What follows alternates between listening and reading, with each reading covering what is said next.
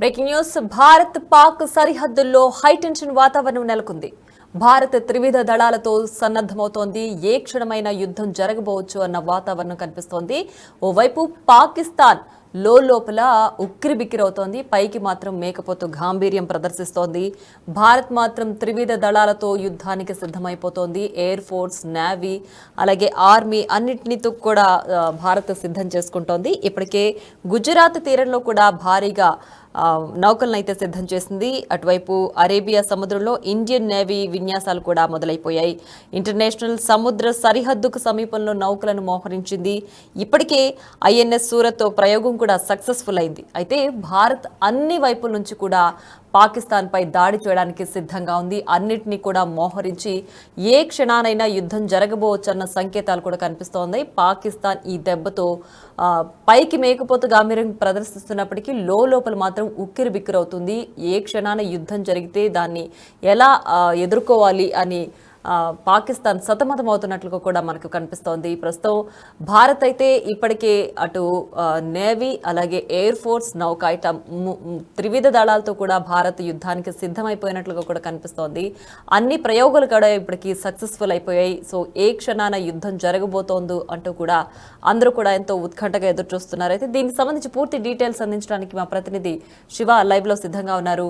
శివ, చెప్పండి. అయితే ఇప్పటికే అటు నౌక అలాగే ఎయిర్ ఫోర్స్, ఆర్మీ అన్నిటినీ కూడా సిద్ధం చేసింది భారత్. అన్ని వైపుల నుంచి కూడా పాకిస్తాన్ పై దాడి చేయడానికి సిద్ధమైపోయింది. ఏ క్షణానైనా సరే యుద్ధం జరగబోవచ్చన్న సంకేతాలు కనిపిస్తున్నాయా? పాకిస్తాన్ దీన్ని ఎలా ఎదుర్కోబోతోంది? ప్రియా, భారత్ పాక్ సరిహద్దుల్లో యుద్ధ వాతావరణం కొనసాగుతుంది. హైటెన్షన్ నెలకొని ఉన్న పరిస్థితి కనిపిస్తోంది. భారత్కు సంబంధించిన త్రివిధ దళాలు Indian air force, navy, army ముగ్గురు కూడా యుద్ధానికి సిద్ధమంటూ కూడా సంసిద్ధమయ్యాయి. దానికి సంబంధించిన యుద్ధ సామాగ్రిని సిద్ధం చేసుకుని పాకిస్తాన్పై అటాక్కు రెడీగా ఉన్నాయి. మరోవైపు ఇటు అరేబియా సముద్రంలో కూడా విన్యాసాలు కొనసాగుతున్నాయి. నేవీ విన్యాసాలు చేస్తున్న పరిస్థితి కనిపిస్తోంది. తాజాగా గుజరాత్ తీరంలో భారీగా నౌకలను మోహరించి కోస్ట్ గార్డు దానికి సంబంధించిన యుద్ధం సంబంధించిన సన్నద్ధతకు సంబంధించి ఒక సమావేశం కూడా ఏర్పాటు చేసుకున్నారు. దానికి సంబంధించిన విన్యాసాలు కూడా కొనసాగుతున్నాయి. ఏ సమయంలోనైనా పాకిస్తాన్పై అటాక్ చేసేందుకు మేము సిద్ధమంటూ కూడా త్రివిధ దళాలు సిద్ధంగా ఉన్నాయి. దానితో పాటు ప్రధాని నరేంద్ర మోడీ నివాసంలో సమావేశం జరగడం, దాని తర్వాత 3 సమావేశాలు ప్రధాని మోడీ అధ్యక్షతన జరగడం, ఈ సమావేశంలో పలు కీలక నిర్ణయాలు తీసుకున్నారు.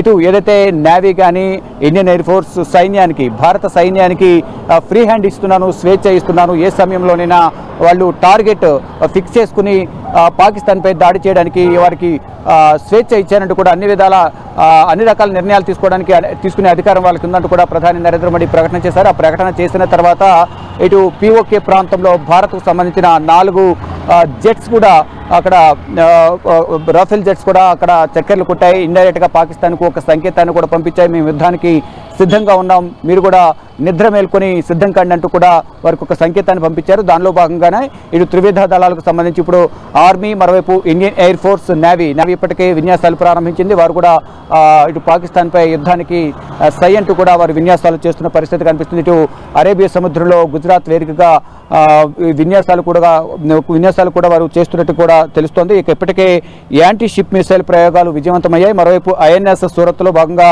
సూరత్ ప్రయోగం సక్సెస్ఫుల్ కావడంతో ఇటు సరిహద్దులో భారత బలగాలు మోహరిస్తున్నాయి. కొద్దిసేపటి క్రితమే ఇటు భారత బలగాలని కూడా ఏదైతే చౌకీబల్ ఏదైతే కుప్వారాకు సంబంధించిన భారత సరిహద్దులో ఏదైతే రాత్రి సమయంలో కాల్పుల విరమణ ఒప్పందాన్ని ఉల్లంఘించి పాకిస్తాన్ సైన్యం కుప్వారా, ఉరి, ఆక్నూర్, మరోవైపు బారాముల్లా, పూంచ్ సెక్టర్లలో కాల్పుల విరమణ ఒప్పందాన్ని ఉల్లంఘించి రాత్రి సమయంలో అంటే నిన్న కూడా అంటే 7వసారి కాల్పులకు తెగబడింది. 30వ తారీఖు అర్ధరాత్రి 12 గంటలు, అదే తెల్లవారితే మే 1 ఈరోజు ఉదయం 3 గంటల నుంచి 5 గంటల సమయంలో భారత్ ఆర్మీ చెక్ పోస్టులే టార్గెట్గా వారు కాల్పులు జరుపుతున్నారు. దానికి దీటుగానే భారత సైన్యం కూడా బదులిస్తోంది. కానీ గత 7 రోజులుగా అంటే 7 సార్లు 25, 26, 27, 28, 29, 30 ఇటు ఫస్ట్ ఈ 3 మొత్తం కూడా 7 సార్లు వీరు కాల్పులకు తెగబడ్డారు. దాన్ని ధీటుగా పాకిస్తాన్ సైన్యంపై భారత్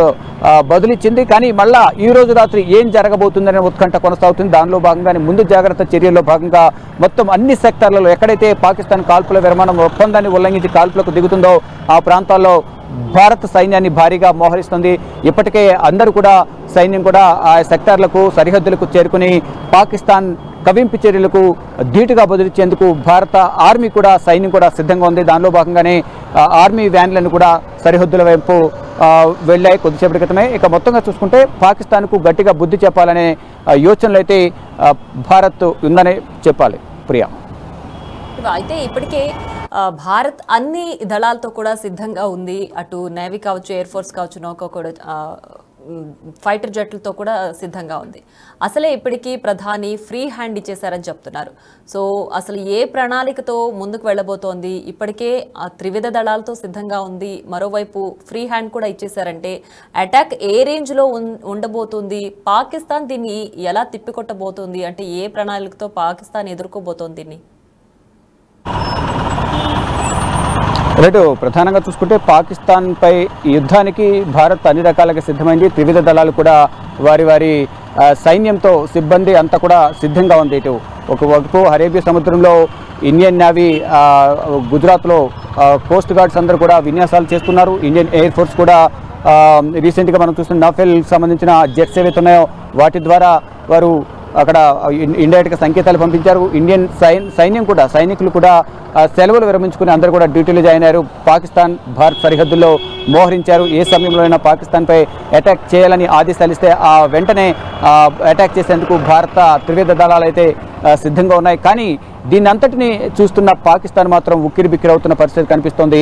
ఒకవైపు అంతర్యుద్ధం కొనసాగుతుంది, మరోవైపు భారత్ దాడి చేయడానికి సిద్ధంగా ఉంది. ఎవరిని ఎదుర్కోవాలనేది తలమునకలవుతున్న పరిస్థితి కనిపిస్తోంది. మరోవైపు ప్రతిపక్షాలు యుద్ధానికి సహకరించడం లేదు, సైన్యం కూడా యుద్ధానికి దూరం అవుతున్నాయి. ఇప్పటికే ఆర్మీ మేజర్లు సైనికులందరూ కూడా రాజీనామా చేసుకున్నారు. అంటే మనకు సరైన బలం లేదనేది ప్రధానంగా అంతర్గతంగా ఎవరైతే బోర్డర్స్లో సెక్యూరిటీ ఎవరైతే ఉంటారో సైన్యం వారికి తెలుసు. కాబట్టి వారు మేము యుద్ధం చేయలేము, యుద్ధం చేసే ప్రాణాలు కోల్పోలేము, భారత్తో కయ్యానికి కాలదూవడం కరెక్ట్ కాదు, మనం గెలవలేమంటూ కూడా వారందరూ అంతర్గతంగా ఆర్మీ మేజర్ల వద్ద సైనికులు చెప్పిన నేపథ్యంలో ఆర్మీ మేజర్లు ఆర్మీ చీఫ్కి చెప్పారు. వారందరూ కూడా ప్రజెంట్ ఒత్తిడికి లోనవుతున్న నేపథ్యంలోనే వారందరూ కూడా పాకిస్తాన్ను వదిలి వారి యొక్క ఉద్యోగాలకు రాజీనామాలు చేసి వేరే దేశాలకు వెళ్ళిపోతున్నట్లు కూడా తెలుస్తుంది. ఇటు ఆర్మీ చీఫ్కి సంబంధించి కూడా కొంత ప్రచారం జరుగుతుంది. దానికి సంబంధించి మాత్రం అధికారిక ప్రకటన రావాల్సింది.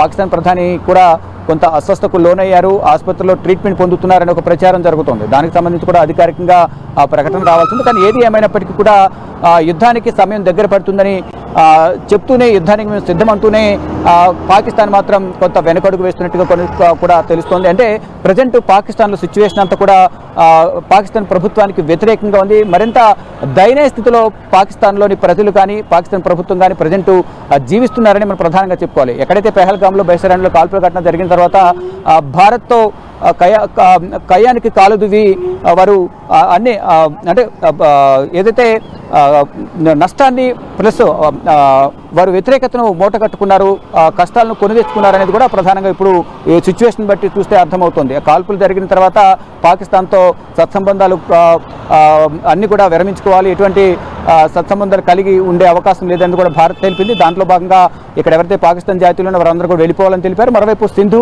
జలాలు ఏవైతే ఉన్నాయి, సింధు నదికి సంబంధించి ఒప్పందం ఏదైతే దాన్ని విరమించుకున్నామని తెలిపారు. దానికి సంబంధించి కూడా అక్కడ సినాబ్ నది కూడా ఎండిపోయిన పరిస్థితి కనిపిస్తుంది. ఇప్పుడు రైతులు కానీ ప్రజలు కానీ నీటి కష్టాలు ఎదుర్కొన్న పరిస్థితి కనిపిస్తుంది. దీని ద్వారా ప్రజల నుంచి వ్యతిరేకత పాకిస్తాన్ ప్రభుత్వం వ్యతిరేకత మూట కట్టుకుంటుంది. ఇక రోడ్లపైకి వచ్చి వారు కూడా నిరసన తెలియజేస్తున్న పరిస్థితి కనిపిస్తుంది. మొత్తంగా చూసుకుంటే ఒకవైపు అంతర్యుద్ధం కొనసాగుతుంది, మరోవైపు ప్రతిపక్ష పార్టీల నుంచి వ్యతిరేకత వ్యక్తమవుతుంది, మరోవైపు భారత్ ముప్పేట కూడా ఏం చేయాలో తెలియని పరిస్థితుల్లో పాకిస్తాన్ ఉక్కిరిబిక్కిరవుతున్న పరిస్థితి కనిపిస్తుంది. మొత్తంగా చూసుకుంటే పాకిస్తాన్లో మాత్రం ఉద్రిక్త పరిస్థితులు అయితే కొనసాగుతున్నాయి. కానీ యుద్ధానికి మాత్రం సిద్ధమంటూనే వెనకడుగేసే ప్రయత్నం అయితే పాకిస్తాన్ చేస్తుంది. కానీ ఇక్కడ భారత ప్రధాని నరేంద్ర మోడీ మాత్రం సైన్యానికి ఫ్రీ హ్యాండ్ ఇస్తున్నాను, వాళ్ళు టార్గెట్ పిక్ చేసి ఎప్పుడు యుద్ధం అంటే అప్పుడు మేము సిద్ధమంటూ కూడా ప్రధాని నరేంద్ర మోడీ వారికి స్వేచ్ఛ ఇచ్చానంటూ కూడా ఒక ప్రకటన విడుదల చేశారు.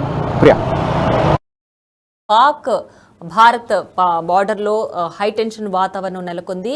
ఓవైపు పాకిస్తాన్ కవ్వింపు చర్యలకు దిగింది, కానీ భారత్ ముప్పేట దాడి చేసేందుకు సిద్ధమయ్యేసరికి పాక్ ఉక్కిరిబిక్కిరవుతోంది. లోపల చాలా మదన పడుతోంది, పైకి మాత్రం మేకపోతు గాంభీర్యం ప్రదర్శిస్తోంది. అయితే భారత్ మాత్రం అన్ని రకాలుగా కూడా యుద్ధానికి సిద్ధమంటూ అటు త్రివిధ దళాలను సిద్ధం చేసింది. ఆర్మీ, నేవీ, ఎయిర్ ఫోర్స్ రంగాలతో కూడా ఇప్పటికే సిద్ధమైపోయింది. అటు నౌకలు, అలాగే గుజరాత్ తీరంలో ఇంటర్నేషనల్ సముద్ర సరిహద్దుల్లో అన్నింటిలో కూడా నౌకలతో ఇప్పటికే మోహరించేసింది. ఇప్పటికే పెట్టుకున్న ప్రయోగాలన్నీ కూడా సక్సెస్ అయిపోయాయి. ఐఎన్ఎస్ సూరత్తో చేసిన ప్రయోగం కూడా సక్సెస్ఫుల్ అయింది. అలాగే యాంటీషిప్ మిజైల్ ఇవన్నీ కూడా విజయవంతమయ్యాయి. సో యుద్ధానికి ఏ క్షణమైనా సరే సిద్ధం అంటూ భారత్ ఇప్పటికే సంకేతాలు పంపిస్తోంది. మరి పాకిస్తాన్ ఏ ప్రణాళికతో ముందుకు వస్తుందో కూడా వేచి చూడాలి.